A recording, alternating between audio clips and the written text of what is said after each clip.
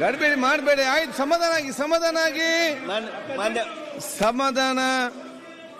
ಸಮಾಧಾನ.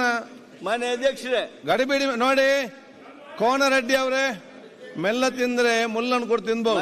ಗಡಿಬಿಡಿ ಆದ್ರೆ ನಿಮ್ಗೆ ಮಾಂಸ ಕೊಟ್ಟು ತಿನ್ಲಿಕ್ಕೆ ಆಗಲ್ಲ. ಕೂತ್ಕೊಳ್ಳಿ, ಸ್ವಲ್ಪ ಕೂತ್ಕೊಳ್ಳಿ, ಗಡಿಬಿಡಿ ಮಾಡಬೇಡಿ. ಸುರೇಶ್, ಗಡಿಬಿಡಿ ಮಾಡಿ. ಸುರೇಶ್ ಮಂತ್ರಿ ಕೂತ್ಕೊಳ್ಳಿ. ಮಂತ್ರಿ ಮಾತಾಡ್ತಿದ್ದಾರೆ. ಗಣೇಶ್, ಮಂತ್ರಿ ಮಾತಾಡ್ತಿದ್ದಾರೆ. ಲಾ ಮಿನಿಸ್ಟರ್ ಮಾತಾಡ್ತಿದ್ದಾರೆ ಸರ್ಕಾರದ ಪರವಾಗಿ.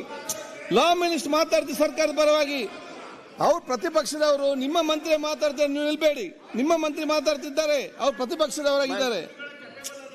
ಬೆಲ್ಲದವರೇ,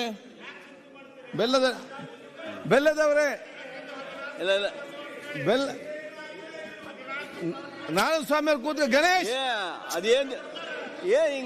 ನಿಮ್ಮ ಮಂತ್ರಿಯವರು ಮಾತಾಡ್ತಿದ್ದಾರೆ ಇಲ್ಲಿ.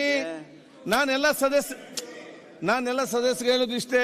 ಅದಕ್ಕೆ ನಾನು ನಿಮ್ಗೆ ರಿಕ್ವೆಸ್ಟ್ ಮಾಡ್ತಾ ಇದ್ದೀನಿ. ನಾನೆಲ್ಲ ಸದಸ್ಯರಿಗೆ ಹೇಳೋದು ಇಷ್ಟೇ. ಎಲ್ಲ ಸಮಸ್ಯೆಗೆ ಪರಿಹಾರ ಇದೆ. ಇಲ್ಲಿ ಬಂದ ಸಮಸ್ಯೆಗಳು ಪರಿಹಾರ ಸಿಗ್ತದೆ. ಸಮಾಧಾನದಿಂದ, ಗಡಿಬಿಡಿ ಮಾಡದೆ, ತಾಳ್ಮೆಯಿಂದ ಸ್ವಲ್ಪ ಒಂದು ಸಿರಿ. ಅವ್ರು ಮಾತಾಡ್ತಾರೆ, ನಾನು ಮಾತಾಡ್ತೇನೆ. ಆಗುವಂತ ವಿಚಾರ. ಸೊ ಯಾರು ಗಡಿಬಿಡಿ ಮಾಡಬೇಡಿ. ಗಡಿಬಿಡಿ ಮಾಡೋ ಟೈಮ್ ಮಾಡಿದ್ರೆ ಹೀಗೆ ಗಡಿಬಿಡಿ ಮಾಡ್ತೀರಿ ಹೇಳಿ. ಈಗ ಮಾನ್ಯ ಅಧ್ಯಕ್ಷರೇ, ಸ್ವತಂತ್ರ ಪತ್ರಿಕೋದ್ಯಮ ಇಂದಿನ ತುರ್ತು.